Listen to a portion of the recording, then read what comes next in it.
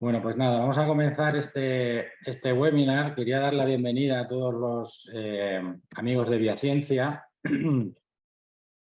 Hoy vamos a estar con ustedes, yo mismo, y empiezo por mí porque seré el primer interviniente, y mi compañero Víctor Gil, que está también con nosotros del equipo de Biaciencia. Hoy damos continuidad a pues esta serie de webinars que venimos desarrollando en Biaciencia. Como saben, Biaciencia es una compañía del mundo de las ideas que tiene su compromiso en el crecimiento y la sostenibilidad de nuestros clientes e instituciones allí en los países donde operamos. El sentido que tiene para nosotros estos webinars es un sentido muy pragmático, muy de compartir y de construir conocimiento y buenas prácticas. En el día de hoy vamos a hablar de reputación. Como saben, dentro del Grupo Biaciencia hay un recorrido muy importante en todo lo que tiene que ver con el mundo de la reputación y el análisis de los intangibles, de los activos intangibles como es la reputación. Dentro de Biaciencia, dentro de una de las empresas del grupo, contamos con Merco, que como saben es el monitor empresarial de reputación corporativa, y aunque ellos tienen su vida propia en la elaboración de los rankings, nosotros y dentro de las empresas que conformamos, tanto en Latinoamérica como en España, pues estamos también implicados en lo que tiene que ver con el levantamiento de la información, con el trabajo de campo. Y en este sentido, pues el día de hoy, nuestro objetivo, nuestra finalidad es que se vayan, una vez transcurrido este webinar, con aprendizajes, con apuntes que le hagan reflexionar en la gestión de sus compañías, en la gestión de esa reputación.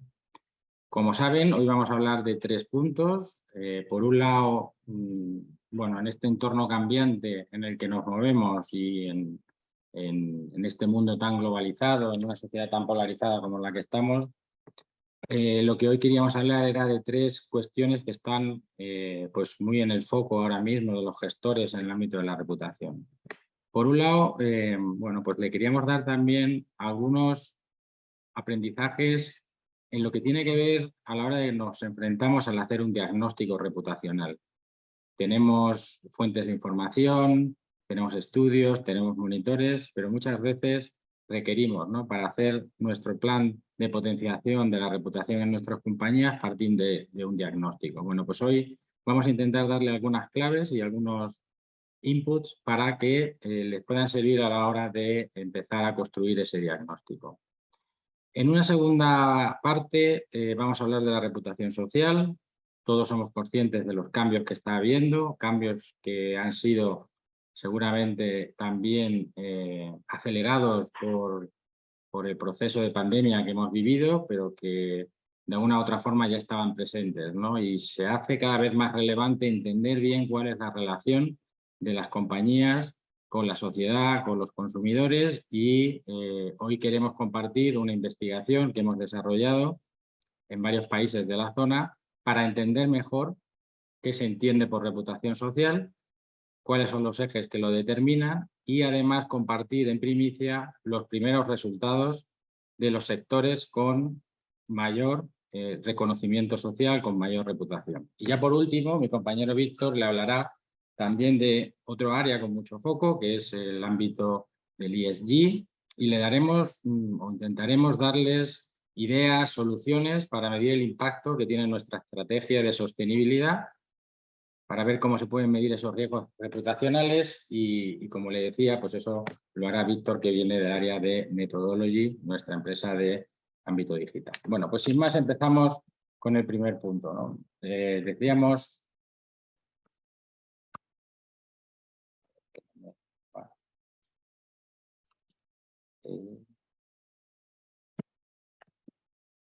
muy bien. Bueno, a la hora de enfocar un diagnóstico, queríamos de alguna forma darle nuestra visión, también que parte de la experiencia, ¿no?, de haber trabajado durante más de 20 años en este mundo y de habernos enfrentado a diferentes procesos. pero sobre todo entender que un diagnóstico reputacional tiene que partir de un proceso integral, un proceso conjunto, multi-stakeholder, desde un punto de vista más global.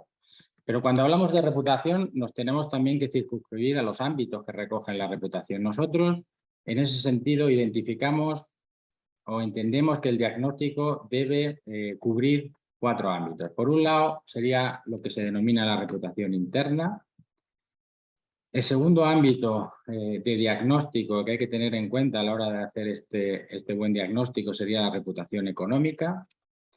La siguiente sería la reputación interna y, por último, la reputación social. Vamos a ver qué entendemos por cada una de ellas. La reputación económica es, digámoslo así, la que en sus inicios se reconocía como una buena empresa, ¿no? Era la que aportaba valor, es la que tenía resultados, pero hoy en día, lógicamente, esto es un must que deben de tener las compañías, las buenas empresas, dar esos resultados. Es la valoración que hacen sobre nuestro recorrido, sobre nuestra solvencia y sobre nuestra rentabilidad, pero esto es solo una de las partes, como decíamos. Y en este sentido, en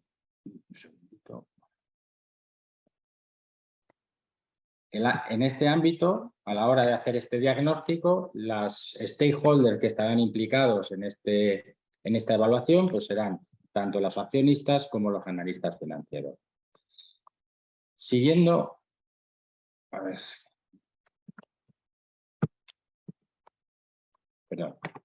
En cuanto a la reputación comercial, ¿qué entendemos por reputación comercial? Pues este es el día a día de nuestras operaciones, es la relación que tenemos, es la valoración que hacen de nuestros servicios, de nuestros productos, en definitiva, son las bases que construyen nuestro liderazgo, tanto de presente como de futuro. Y, lógicamente, los stakeholders a los que tenemos que implicar en este diagnóstico sería tanto a clientes como a proveedores.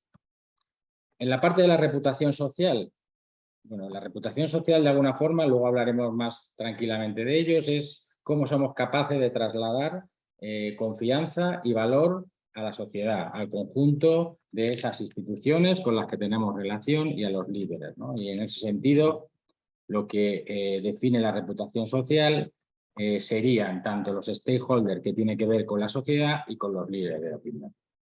Y ya por último, y no menos importante, sería el ámbito de la reputación interna, que de alguna forma lo que mide la reputación es en qué medida somos capaces de alinear nuestro proyecto empresarial con el proyecto personal y las aspiraciones de nuestros colaboradores, ¿vale? En ese sentido se habla de los valores reputacionales compartidos.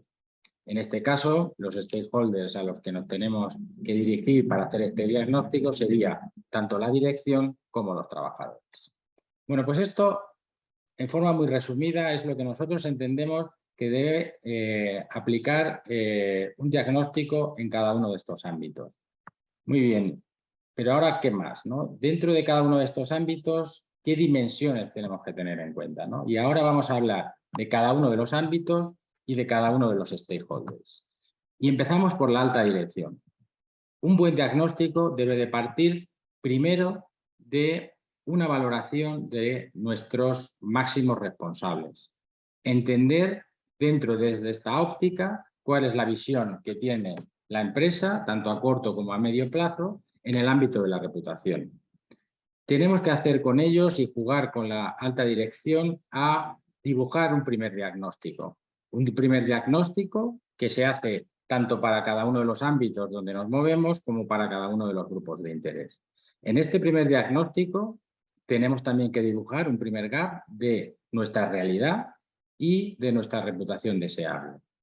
Y por último, incluir también desde la dirección cuáles son esos retos desde el punto de vista de la reputación que nos marcamos como institución, como organización.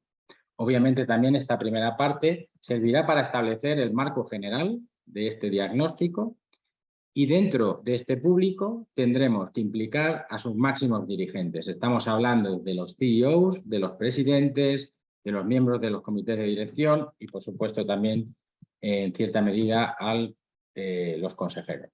Siguiendo con la reputación interna tenemos a nuestros empleados. También importante tener esta visión y tener este reconocimiento en cada uno de las dimensiones que veíamos, ¿no? Tenemos que saber desde el ámbito de la reputación cómo nos perciben, cómo nos valoran en nuestro posicionamiento, cuál es la percepción que creemos que tenemos de nosotros mismos, eso es una parte de las creencias, y en qué medida nuestro proyecto empresarial se identifica con sus intereses. De alguna forma también recogeremos las expectativas que desde este público se nos asocian.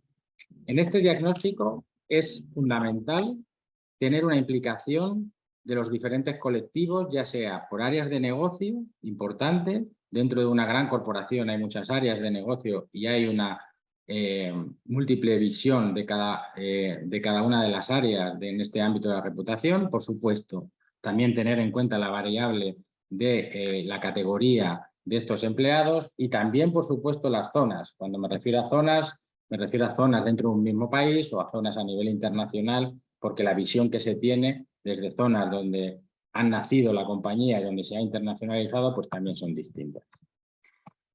Seguimos por la reputación económica, ¿vale? Y aquí, lógicamente, tenemos que tener en cuenta, como antes decíamos, a los stakeholders más afines a esta valoración. Los que saben y los que tienen una opinión fundamentada de nuestra reputación económica son los accionistas y, como decíamos, los analistas financieros. Aquí, fundamentalmente, tenemos que entender cuál es la valoración que desde un punto de vista de la reputación hacen de nuestra solvencia, de nuestra rentabilidad, de nuestra visión de futuro y, lógicamente, las recomendaciones que nos hacen, ¿no? Mediremos, en este caso, cuál es la aportación de valor que tenemos como organización, la identificación que tienen también estos stakeholders con nuestra compañía y el futuro que adivinan este stakeholder. Hablaremos también con analistas financieros, con aquellos que tienen una visión transversal a nuestra industria. Y en este sentido también les pediremos que hagan ese diagnóstico. Que hagan ese diagnóstico desde cuestiones que tienen que ver con nuestra estrategia empresarial, con nuestro gobierno corporativo, con el nivel de transparencia, con el compromiso con la responsabilidad social corporativa y con los retos del futuro, ¿no? En ese sentido, con los analistas hablaremos de resultados, hablaremos de estrategia y hablaremos del compromiso con las acciones de RSC. En cuanto a la reputación comercial, decíamos, clientes y proveedores son los que están en continuo contacto con nosotros. Y en este sentido hablaremos de las dimensiones que tienen que ver con la confianza, con la ética, con la innovación, con la RSC, con la vinculación. También sacaremos la reputación resultante en estos targets y también las demandas y las expectativas que se nos trasladan. En cuanto a proveedores, pues una misma situación, pero desde su propia perspectiva, ¿no? Desde los elementos que se destacan a nuestro favor, por supuesto los puntos débiles que adivinan y luego, por supuesto, las diferencias por ámbitos y por cada uno de los públicos. En este caso, con los proveedores hablaremos de nuestro comportamiento ético, de la relación que tenemos con ellos, de su fidelización y, por supuesto, hablaremos de futuro, hablaremos de demandas y hablaremos de retos dentro del ámbito de negocio y de relación con ellos. Y por último, hablamos de la reputación social, que luego hablaremos más en detalle, y en esta dimensión hablaremos del reconocimiento que se nos atribuye en el ámbito social. Por supuesto, hablaremos de resultados y proyecto empresarial, hablaremos de nuestra actividad y comercialización con estos stakeholders, hablaremos de los principales hitos y los principales valores de liderazgo, de nuestro comportamiento ético, etc. Y aquí sí que tenemos un amplio abanico y en función de nuestra organización, en función de nuestra compañía, pues tendremos en cuenta unos u otros, ¿no? Hablamos de la sociedad, hablamos de los medios de comunicación, de las ONGs, etcétera, etcétera. Muy bien. Una vez que tenemos identificado el ámbito, estos 4 ámbitos y sus dimensiones, decimos, bueno, ya en este diagnóstico tenemos claro dónde tenemos que abarcar, tenemos claro qué dimensiones tenemos que cubrir, pero ¿cómo hacemos este diagnóstico, ¿no? Bueno, pues también queremos compartir en este sentido un acercamiento a cómo tratar esta información. Para ello hemos construido una matriz de análisis que parte de los 4 ámbitos que veíamos anteriormente y que habla de tres campos. Por un lado, tenemos el reconocimiento, ¿no? En qué medida lo que estamos haciendo en cada uno de esos stakeholders llega a ellos, ¿no? qué actividades o qué acciones tienen mayor reconocimiento. Y en este sentido definiremos nuestro perfil reputacional desde este reconocimiento.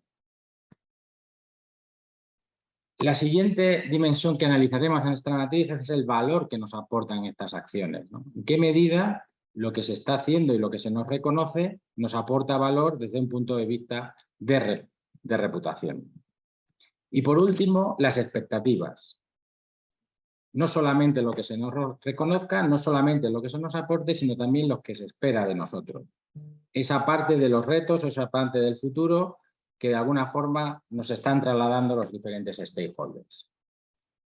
Bien, pues esta matriz de análisis, al final, ¿qué recogen cada uno de ellos? Bueno, pues tendríamos la reputación interna, mediríamos el reconocimiento, todas estas variables que veis aquí, lo que genera cada uno de estos reconocimientos, la satisfacción de mis empleados me genera el orgullo de pertenencia, por poner un ejemplo, y cuáles son esas principales demandas a nivel de expectativas y cuál es la proyección que tienen estos públicos.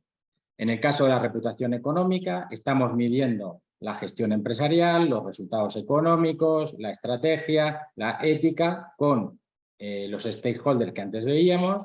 Lo que resulta de este reconocimiento pues es el valor económico que se nos reconoce, el nivel de permanencia, la recomendación y la implicación. Y en cuanto a las expectativas que nos piden, pues también lo introduciríamos en esta matriz de análisis. Igualmente, para el ámbito de la reputación comercial, el nivel de satisfacción y de experiencia y de valores que se nos reconocen tanto por los clientes como los proveedores, el valor que eso nos genera a nivel de confianza, de fidelización, etcétera, y en qué medida las expectativas están presentes en esas demandas que nos hacen estos stakeholders y cómo ven nuestro futuro de liderazgo. Y ya por último, la reputación social, que entraríamos en cómo se nos reconoce nuestras políticas de transparencia, nuestro compromiso con la sostenibilidad, con la responsabilidad, etcétera. Este reconocimiento, ¿qué valor nos genera en términos de valor social, en términos de liderazgo y en términos de prescripción? Y ya por último, las expectativas que desde estos stakeholders se nos hacen llegar para nuestro futuro social. Pues muy bien, este eje de análisis finalmente nos lleva a una matriz de tipologías de reputación. En función del nivel de reconocimiento de valor y de expectativa, tendré una tipología u otra de reputación que determinará mis acciones, que determinará, en definitiva, mi plan de potenciación de la reputación de mi compañía. Y en este sentido, cuando soy una compañía que se me reconoce mis acciones en cada uno de los stakeholders, que además ese reconocimiento me está aportando valor, pero que igualmente me están pidiendo más cada uno de los stakeholders, estoy sin lugar a dudas en un posicionamiento de liderazgo desde un punto de vista del ámbito de reputación. Cuando estoy con un alto reconocimiento de mis acciones de reputación, cuando además esas acciones me generan valor, pero no tengo expectativas, no se me plantean un futuro por parte de mis stakeholders, pues bien, estoy bien como estoy con una reputación consolidada, pero estoy un nivel por debajo del liderazgo de determinadas compañías. En el siguiente posicionamiento, cuando hablamos de una reputación en erosión, hablamos de compañías que sí que se les reconocen las diferentes acciones que están desarrollando, pero que no se les reconoce el valor a esas acciones. Lo que estamos haciendo no vamos por el buen camino. Y además, nuestros públicos de interés no nos plantean expectativas y no nos plantean un escenario de retos a largo plazo. Con lo cual, estamos en una situación de lo que llamamos un posicionamiento en reputación en erosión.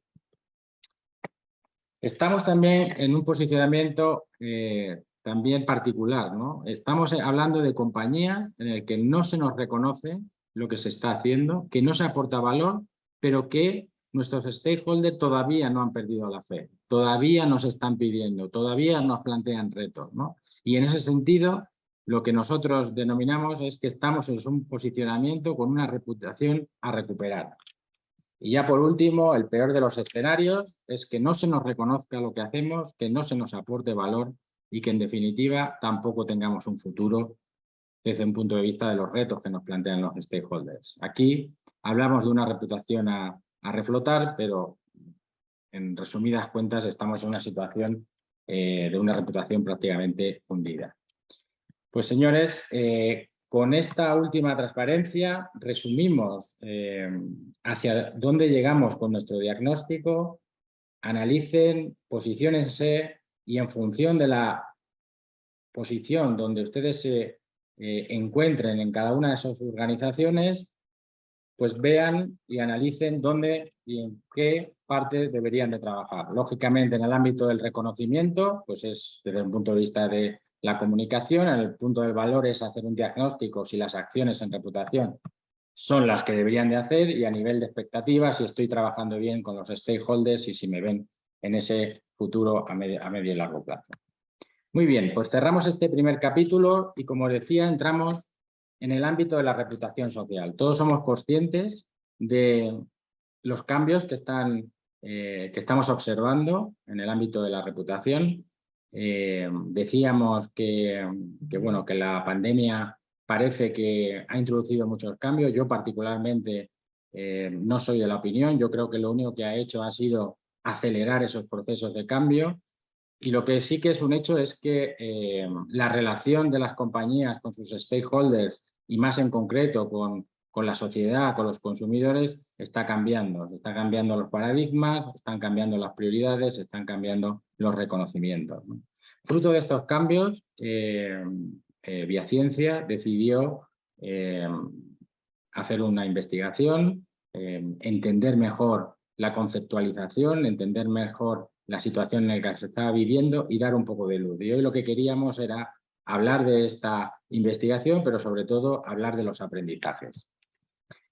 En un primer momento queríamos compartir el concepto o cómo bajamos nosotros el concepto de reputación social. Y volvemos otra vez a utilizar la palabra reconocimiento, ¿vale? Porque entendemos que la reputación social es el reconocimiento que hace la sociedad sobre nuestro comportamiento y el valor que aportamos a las empresas. Y este reconocimiento se construye desde 3 ejes secuenciales que marcan 3 estadios en la situación de las organizaciones. Hablamos de legitimidad social en un primer estadio, hablamos de licencia social y hablamos, por último, de plausibilidad social. Vamos a ver cada uno de estos 3 estadios. La licencia o la legitimidad social es cuando yo, como compañía, se me acepta como tal, se me acepta mi existencia. ¿Y esto qué quiere decir? Quiere decir que se me reconoce un cierto comportamiento ético y democrático con los poderes públicos, que estoy cumpliendo con la normativa y que tengo un compromiso ético con los clientes. El siguiente estadio sería la licencia social. La licencia social entendida de se me acepta mi operación. Tengo una cierta credibilidad en nuestras intenciones, en nuestros compromisos con la sociedad, empiezo a generar confianza y, por último, empiezo a obtener un cierto reconocimiento de mi aportación de valor. Y ya por último, el tercer estadio, donde está el liderazgo social de las compañías, es en lo que hablamos la plausibilidad social. Se acepta mi valor, se acepta el liderazgo de mi compañía, estoy aportando riqueza, se me reconoce nuestra sensibilidad y nuestro compromiso como agente social y, en definitiva, se me reconoce ese liderazgo en el ámbito de la responsabilidad empresarial. Pues estos son los 3 estadios en el que se pueden encontrar las diferentes compañías en función de su relación y de su reconocimiento en el ámbito de la reputación social. Muy bien. Aparte de estos 3 estadios, profundizamos también en esta investigación. Resumo brevemente la investigación que hicimos. Hubo un proceso de metaanálisis, luego una investigación muy amplia para construir las diferentes variables que se reconocían en la dimensión de la reputación social. Luego se hacía una parte de dimensionamiento cuantitativo para recoger el peso que tenían estas dimensiones y, por último, se hacía un estudio de evaluación de la reputación social de las compañías. Pues muy bien, si recogemos todas las variables en dimensiones, podemos resumir que la reputación social se construye desde dos dimensiones integradas. Por un lado, es lo que soy, es el ser ético, y por otro lado es lo que hago, el hacer que denominamos, que es el hacer responsable. Hablemos un poco de estas dos dimensiones.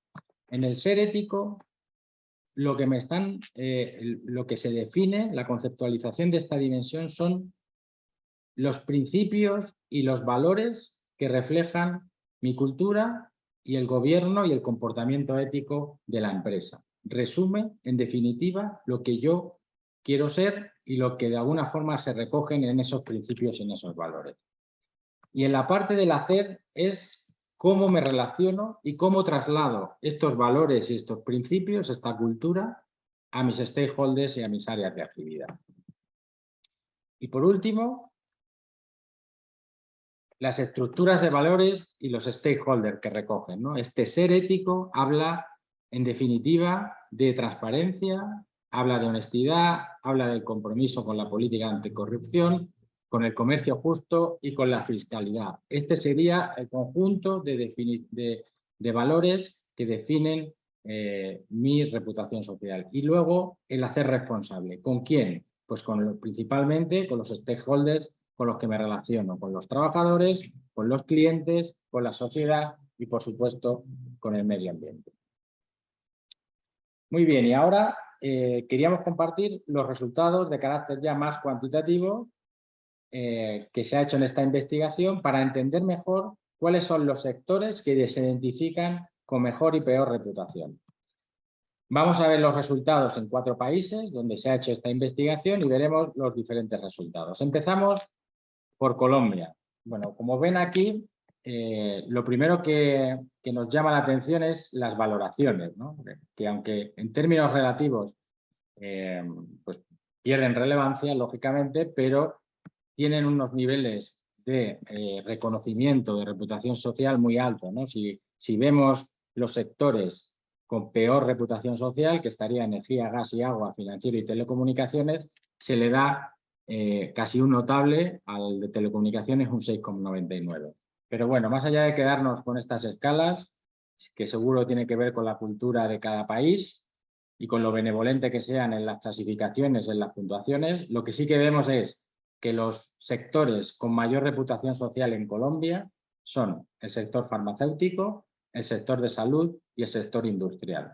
Aquí entendemos también que hay una parte coyuntural de la situación que hemos vivido y de cómo se han relacionado seguramente las compañías del sector farmacéutico. Luego tenemos niveles medios en las grandes superficies, en bebidas, etcétera, ¿no? Pero estos serían los sectores con mayor y con menor reputación social. Muy distinto al resto de países, sobre todo en los que tienen un mayor reconocimiento. Y fíjense en las escalas, ¿no? Aquí en España pues sí que somos un poquito más críticos con esta valoración. Tenemos por un lado como sectores con mayor reputación social, el sector de la alimentación, el sector de bebidas y el de asistencia sanitaria. Y por último, los que tienen una peor valoración en el ámbito de la reputación social, pues son, por un lado, los sectores que tienen que ver con la energía, con el gas y con el agua, lo que denominamos las utilities. También aparece por aquí el sector de la consultoría, muy criticado, ¿no? en este ámbito, y vuelve a aparecer, al igual que aparecía en Colombia, el sector de las telecomunicaciones. El siguiente país es Perú. Aquí tenemos también en los sectores mejor valorados, tenemos a la educación, aparecen los centros comerciales y aparecen también el sector del aseo, de la cosmética y de la perfumería. Y por la parte baja, por la parte de los sectores más criticados, vuelve a aparecer, y en eso parece que hay un denominador común, las telecomunicaciones, el sector de AFP, que son las agrupaciones de gestión de los fondos de pensiones, y también aparecen un sector muy ligado a la energía, como es el petróleo y el gas. Y por último, en el caso de México, pues encontramos los sectores con mejor valoración, con mejor reconocimiento social, la educación y la formación, el ámbito farmacéutico, el sector farmacéutico y el sector de la tecnología de la información. Y en este caso, las más criticadas o las que salen con un peor reconocimiento social serían las aseguradoras, los conglomerados, que aquí se dan mucho en México, aquellas compañías que son multisector, y el ámbito de las telecomunicaciones. Y por último, déjenme compartir el análisis comparado de los diferentes países, Colombia, España, Perú, para intentar encontrar afinidades. En el ámbito de los sectores con mejor reputación, pues vemos mucha diferenciación, mucha distinción por países, no vemos un patrón, si acaso el ámbito farmacéutico que aparece en algunos países o en el ámbito de salud. Sí que vemos aquellos sectores con una peor reputación social que tienen que ver con telecomunicaciones, que aparecen en los 4 países, el ámbito también financiero, podríamos decir, tanto en Colombia como en Perú, con las asociaciones, con las agrupaciones de los fondos de pensiones, y también los que tienen que ver con el sector energético, ¿no? Que aparece tanto en Colombia como en España, como en Perú con el petróleo y el gas.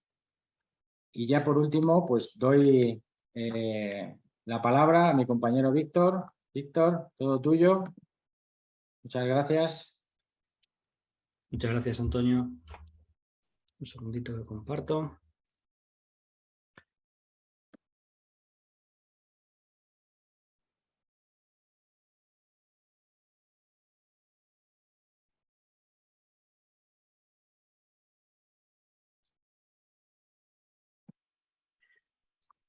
Confírmame, por favor, Antonio, se ve la presentación, ¿verdad? Sí, sí. Gracias. Bueno, pues en primer lugar, muy buenos días a todos a quienes están en Latinoamérica. Buenas tardes aquí en Europa. Vamos a continuar hablando en cierta medida de reputación, pero no exactamente de reputación, sino de un concepto algo más reciente, que es este concepto de ESG. Las siglas en castellano serían ASG, que, como bien saben, se ha puesto muy de moda en los últimos tiempos y vamos a ver un poco por qué y cómo gestionarlo y cómo medirlo, ¿no? En concreto, en los próximos 20 minutos vamos a tratar de compartir muy rápidamente una serie de ideas y soluciones que podemos utilizar para medir el impacto de nuestra estrategia de sostenibilidad, detectar riesgos dentro de este campo del ESG y obtener buenas prácticas en el área de comunicación o en la comunicación de las iniciativas y de nuestra estrategia de ESG, ¿de acuerdo? Por poner un poco en contexto, quizás a la gente que no esté tan familiarizado con esto del ESG, contar muy brevemente a qué nos referimos. Al final serían un conjunto de cuestiones ambientales, sociales y de gobernanza que una compañía debe gestionar porque tiene repercusión directa en su capacidad para operar en el largo plazo, en el valor de la acción, en el supuesto de que sea una empresa cotizada, en su reputación y en su capacidad para atraer y recibir inversión. ¿De acuerdo? Al final es cómo gestiona la compañía su responsabilidad dentro de estas 3 áreas, la medioambiental, la social y de gobernanza. ¿De acuerdo? ¿Y por qué está tan de moda últimamente? Uno podría pensar en principio, siendo un poco benevolente, que es que en el mundo empresarial hay una mayor conciencia en el momento actual acerca de la importancia del impacto que tiene su actividad en el ámbito medioambiental y social, ¿no? Pero la realidad es que no es tan así. Esta visión tan romántica seguramente no conecta con la realidad y el por qué es ahora importante el ESG tiene que ver porque de alguna forma hay tres ejes que han conducido a las empresas a darle una importancia máxima al ESG en este momento. Uno tiene que ver con la regulación y las políticas fiscales que persiguen objetivos sociales y medioambientales. Es decir, cada vez más, desde el punto de vista legislativo o regulatorio, especialmente aquí en Europa, se está obligando a las empresas a que adopten una serie de medidas y reporten, monitoricen y reporten qué medidas toman dentro de estos 3 ámbitos. Tiene que ver también con una tendencia ya observada hace bastantes años, pero que ha crecido en los últimos tiempos, por la cual los fondos de inversión o los grandes inversores tienen en cuenta factores ESG a la hora de decidir dónde ponen su dinero. Y tiene que ver también con otra tendencia, que es un cambio en los valores de la ciudadanía y en los nuevos patrones de consumo, que ponen, si no, los valores ESG por delante del resto de valores ligados al consumo, sí le empiezan a dar un peso que en el pasado no le daban. Por tanto, ¿por qué las empresas tienen que desarrollar una estrategia ESG o están desarrollando y le están dando tanta importancia a este ámbito? Pues directamente, no, como decía, no es una visión romántica, es por su impacto directamente sobre el negocio. Muy bien, por compartir entonces, estamos todos de acuerdo de que es un fenómeno importante, es creciente, que las empresas deben desarrollar una estrategia, casi en algunos casos obligada por ley, ¿no?, dentro de este ámbito del ESG y desarrollar una serie de iniciativas que contribuyan a generar un impacto positivo.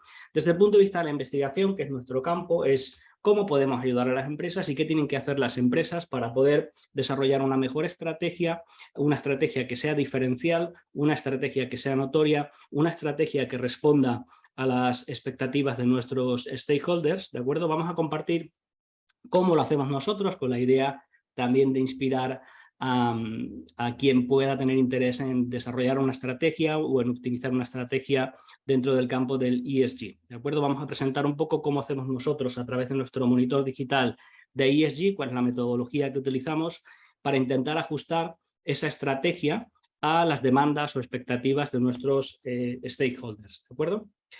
Y en definitiva, por resumirlo muchísimo, ¿qué es lo que nosotros sugerimos hacer a las compañías? Lo que sugerimos es tratar de poner o escuchar de forma activa qué están demandando nuestros stakeholders, tanto a nosotros mismos como compañía, como a nuestro propio sector o como en general a las empresas dentro de este ámbito del ESG. ¿De acuerdo?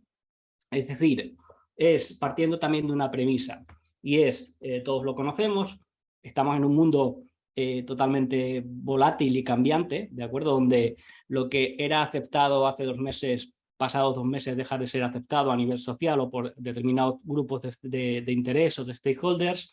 Estamos, por tanto, en un mundo muy cambiante. Estamos, además, en un fenómeno de globalización en el que cada vez se alinean más los valores, las necesidades, las expectativas de los stakeholders, pero donde todavía encontramos muchas diferencias a nivel local. Por tanto, necesitamos instrumentos que nos permitan, por un lado, estar actualizados, es decir, de sincronizar nuestra estrategia de ESG con las demandas del momento, y por otro lado, también de adecuar esa estrategia a las necesidades y expectativas locales de los distintos grupos de interés, partiendo que no son exactamente los mismos a nivel global, ¿de acuerdo? ¿Y esto cómo lo hacemos en términos metodológicos? En términos metodológicos, sin extenderme mucho, es una metodología relativamente sencilla.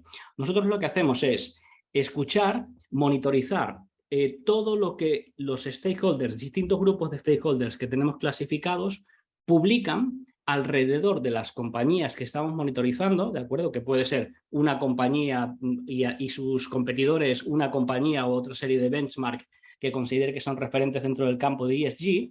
Lo que vamos a hacer es escuchar todo lo que se publica en redes sociales y en medios de comunicación, clasificar esos contenidos que se publican de acuerdo a un marco de evaluación de ESG, donde vamos a clasificar pues, lo que dice un stakeholder, por ejemplo, un sindicalista o un sindicato en Twitter acerca de una compañía, lo vamos a clasificar dentro de qué eje de ESG encajaría esa mención, y dentro de cada eje, dentro de cada subeje, vamos a clasificar también si es el sentimiento, si es positivo, si es negativo. Al final lo que estamos haciendo es recoger todo lo que se habla de las compañías que estamos analizando, clasificarlo dentro de un marco de evaluación de ESG, con lo cual al final vamos a tener identificado todo lo que los distintos tipos de stakeholders están diciendo, tanto en positivo, ¿de acuerdo?, lo que están aplaudiendo, como en negativo de nuestra compañía y de nuestros competidores. ¿De acuerdo? Con este sencillo ejercicio, por lo menos a nivel de planteamiento teórico, ya tenemos información suficiente para recabar información que nos ayude a inspirar nuestra estrategia ESG, tanto a partir de lo que hacemos nosotros como de lo que están haciendo nuestros competidores que tiene éxito. Nos va a permitir, como es un monitor continuo, analizar en cada momento cuál es nuestro posicionamiento ESG, es decir, qué se está diciendo de nosotros dentro de este ámbito ESG. Nos va a permitir identificar también cuáles son los riesgos tanto referidas a nuestra propia compañía como en general a las compañías que estamos monitorizando. Nos va a permitir identificar buenas prácticas también de comunicación, tanto de lo que hacemos nosotros como de lo que hacen otros referentes en función de aquello que recibe más aplauso en las redes sociales, en los medios de comunicación, y nos va a permitir, por último, también identificar a stakeholders, stakeholders que sean relevantes nominalmente para monitorizarles a lo largo del tiempo y ver qué tienen que decir acerca de nuestro sector, de nuestra compañía, etcétera. ¿De acuerdo? Muy rápidamente, porque no tenemos mucho tiempo, les voy a mostrar lo que sería un fragmento de un informe de los resultados que podemos obtener aplicando esta metodología. ¿De acuerdo? Podemos tener primero una primera visión, puesto que hemos recogido todos los contenidos ESG que se publican sobre las compañías y los hemos clasificado. Esto, por cierto, lo hacen analistas de forma manual, sobre una selección muestral de los contenidos más representativos o que tienen un mayor alcance. Podemos tener una visión de qué volumen de la conversación acerca de nuestra compañía corresponde a contenidos ESG. Por ejemplo, en el ejemplo que están viendo en pantalla, son empresas energéticas,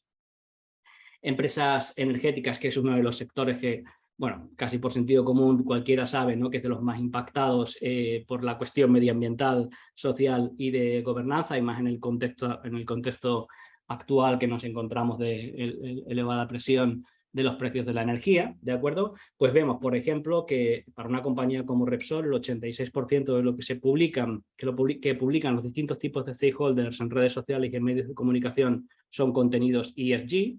Vamos a poder monitorizar y tener información actualizada de cuál es el nivel de riesgo al que está expuesto cada compañía, ¿de acuerdo? Nosotros tenemos una métrica que es con un índice de 100, que, bueno, cuanto más próximo sea el valor a 100 significa a más riesgos distintos está expuesto cada una de las compañías, pero en definitiva lo que vamos a tener es una visión muy rápida del nivel de riesgo al que estamos expuestos en cada momento. Vamos a poder saber el peso que tiene cada tipo de contenido dentro de estos tres ejes ESG para cada una de las compañías y el sentimiento asociado. Tendremos siempre una serie de ejemplos que nos van a inspirar sobre cosas en positivo que están haciendo otras compañías, competidores o benchmark, o en negativo que nos permite identificarnos a otros riesgos, ¿de acuerdo? Y por último, en nuestros análisis lo que tenemos también es para cada periodo y para cada una de las compañías analizadas, un análisis del posicionamiento ESG para ese periodo analizado, una retrospectiva de cómo nos encontramos en cuanto al nivel de riesgo, una identificación de quiénes son esos stakeholders que están aplaudiendo o criticando nuestra actividad dentro del campo ESG, así como los mensajes principales que se están produciendo, y un posicionamiento en todas las variables, dentro de todas las variables que conforman cada uno de los ejes del ESG, determinando en cuál estamos mejor y en cuál estamos peor con respecto al conjunto de competidores. Y si durante ese periodo también han surgido riesgos ESG, pues se van a identificar, ¿vale? Este tipo de instrumento, ¿para qué nos sirve? No solamente un monitor para tener una foto continua y podernos anticipar si estamos teniendo algún problema dentro del ámbito ESG, sino para aprender cómo estamos posicionados, cómo están posicionados nuestros competidores, cuáles son los posibles riesgos a los que podemos estar expuestos, ¿de acuerdo? Y cómo está performando nuestra estrategia de ESG con respecto a otros referentes, ¿no? De tal forma que siempre, aparte de tenerlo controlado, vamos a poder obtener aprendizajes que nos permitan optimizar nuestra estrategia de ESG, actualizar nuestra matriz de riesgos, etcétera, y podemos también diseñar, obtener insights interesantes para diseñar nuestras iniciativas de ESG. ¿De acuerdo?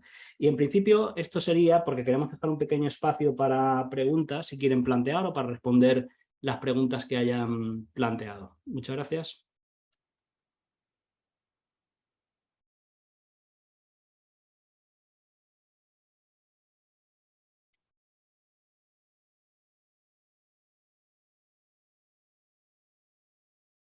Bueno, daríamos paso a las preguntas que tenemos en el panel. Estas preguntas, bueno, la primera es de Álvaro Casas. Dice, de la matriz de análisis, ¿es necesario mirar todas esas dimensiones o solo se pueden tres? Eso es para Antonio Lechón. Muy bien, Sebastián. Bueno, La matriz que hemos compartido intenta tener una visión global, una visión lo más amplia posible. Luego depende de cada una de las circunstancias, de cada una de las compañías, de los ámbitos de negocio, de los stakeholders con los que se relacionen, ¿no? Este tipo de diagnósticos son diagnósticos que se realizan de forma ad hoc, con lo cual luego hay que adaptarla a las necesidades y a las realidades de negocio de cada una de las compañías. Lo que hemos expuesto, como decía al principio, es una visión global. Hemos querido incorporar pues, cuantas más dimensiones y más variables, pero luego habría que ver en función de la realidad y de las necesidades de cada una de las compañías. Vale, la siguiente pregunta es de Tatiana López. Dice, buenos días, ¿es posible que tengamos la presentación que nos acaba de proyectar? Para Antonio Lechón. Sí, sí, la compartiremos sin ningún problema. Alejo dice, en el caso de las empresas sin ánimo de lucro, ¿cómo se puede estimar las variables de reputación comercial, teniendo en cuenta que no tenemos accionistas? Bueno, pues, volvemos otra vez al mismo razonamiento, ¿no? Al final hay que adaptar el diagnóstico a cada una de las organizaciones, ¿no? Pero una ONG, lógicamente, no todas las compañías, no todas las organizaciones tienen todos los stakeholders que hemos visto, pero se pueden hacer una adaptación, ¿vale? En el caso de las ONGs, pues evidentemente hay un comité de dirección o hay bueno, pues un máximo representante, un presidente, pues el que tendremos que tenerlo en cuenta, ¿no? Y la parte de los accionistas, pues lógicamente, pues en ese caso no se incluyen dentro del diagnóstico. Pablo nos pregunta, cómo involucramos al resto de los colaboradores en la visión de reputación, pensando que muchas veces estas acciones quedan en las áreas de liderazgo? Bueno, eso es... No sé si he entendido bien la pregunta. En cualquier caso, muchas gracias por esta y por las anteriores, que no he dicho nada. Bueno, eso es un poco también el secreto del éxito de las grandes compañías, ¿no? De saber no solamente definir el plan de acción, luego tienen que atacar para que se reconozca cada una de estas acciones y que estas acciones además sean las que estén aportando valor y las que en definitiva me reconozcan en ese ámbito de reputación o en esos stakeholders. Básicamente lo que tengo que es que garantizar que el impacto llega y que el impacto es positivo en ese caso, ¿no? Entonces ahí entran en juego pues muchos equipos, muchas áreas, pero fundamentalmente son las áreas de corporate, la parte de comunicación, ¿no? Y de diseñar bien esas acciones, escuchando previamente a cada uno de esos stakeholders, viendo qué expectativas tienen y en función de eso pues diseñar esos planes, ¿no? Esos planes además siempre recomendamos que haya una medición de impacto en cada una de ellas para ver si realmente se está impactando, por un lado, para ver ese nivel de reconocimiento y segundo, si los mensajes que estamos lanzando son los correctos que decodifican esas expectativas que nos están lanzando. Macarena también nos pregunta, ¿a qué se deben que los servicios básicos sean principalmente los de más bajas valoraciones? Por ejemplo, los de energía y otros. Gracias. Bueno, a ver, ahora el mundo de las utilities pues está como muy criticado, ¿no? Antes lo comentaba también Víctor, no solamente están siendo muy medidos, sino que también pues hay una corriente negativa por todo lo que tiene que ver con la crisis energética, ¿no?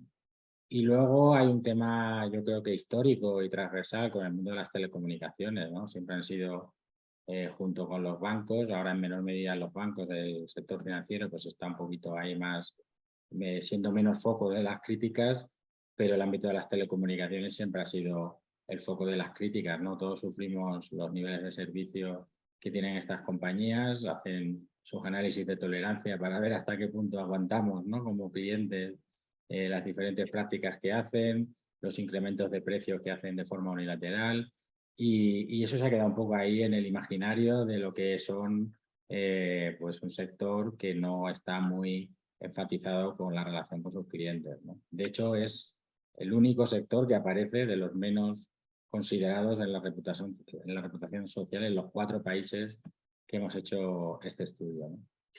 Sí, un poco sucede, nosotros teníamos un cliente que esta pregunta se la hace muy a menudo, es ¿por qué siempre nos critican? ¿Por qué son tan crueles con las compañías energéticas? Y su teoría es porque cada mes recibimos una factura, normalmente de un precio abultado, y no terminamos de entender la relación entre el servicio que nos prestan y el valor, el importe de esa factura, ¿no? Entendemos la luz, entendemos la televisión, parece que no estamos haciendo absolutamente nada, que no estamos haciendo ningún gasto, en definitiva, o cuando damos el agua, ¿no? Cuando hacemos algo con gas, o cuando hacemos una llamada telefónica o consultamos internet, no tenemos la sensación de estar haciendo algo lujoso o algo que tenga un valor especial, y sin embargo nos llega una factura muy abultada. Y eso les perjudica o les penaliza en general en todo tipo de, no solamente en reputación, sino en general en satisfacción, ¿no?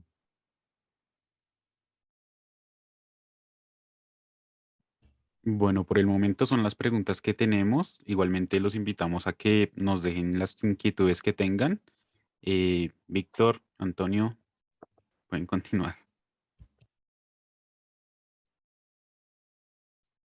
Bueno, yo en cualquier caso también les quería animar, ¿no? Que bueno, cualquier duda o cualquier cuestión o algo que le haya llamado la atención o que le resulte inspirador, que quieran seguir profundizando, pues por supuesto tienen a los equipos locales en cada uno de nuestros países, en los que estaremos encantados de seguir la conversación, en bajar un poco todos estos aprendizajes a la realidad y a las necesidades particulares de cada uno de ustedes, ¿no? Porque las realidades lógicamente son siempre muy distintas, y con ese ánimo también de compartir conocimiento y de tener una conversación pausada, reflexiva e inspiradora, ¿no? Esos son un poco los valores que tenemos también en Biociencia, en el de también ser una compañía que promueve también el diálogo con sus stakeholders, ¿no? En este caso con vosotros, y por supuesto encantados de tener estas conversaciones ya más en privado, ya más dirigidas al día a día, a su negocio y a sus preocupaciones, porque sabemos también que las realidades de las compañías pues, son muy distintas por dimensión, por recorrido, por cultura.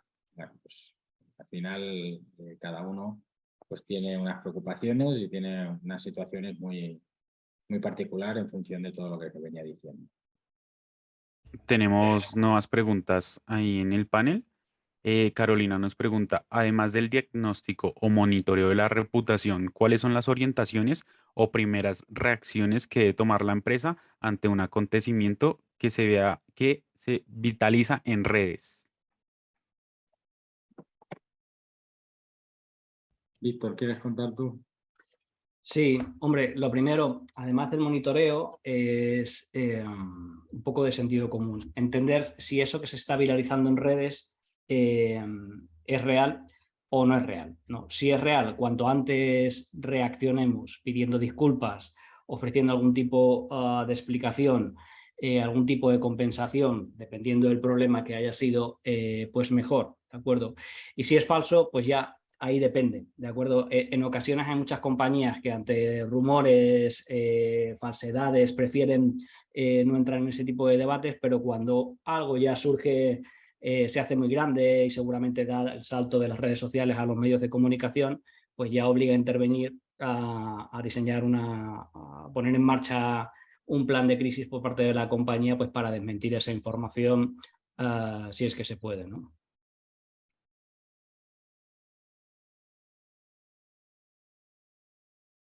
¿Alguna pregunta más? No, yo creo que ya hasta ahí fueron todas las preguntas que tenemos por el día de hoy.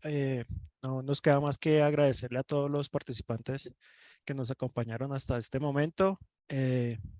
Agradecemos mucho. Vamos a estar pendientes en los próximos días. Pues, estaremos compartiendo la presentación a todos los asistentes y estaremos atentos a tener una conversación privada con las personas que lo deseen. Muchísimas gracias a Víctor, muchísimas gracias a Antonio.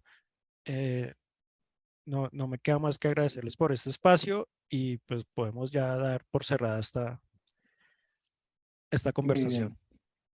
Pues muchísimas gracias, un saludo y nos vemos. Muchas gracias. Hasta Chao. luego. Adiós.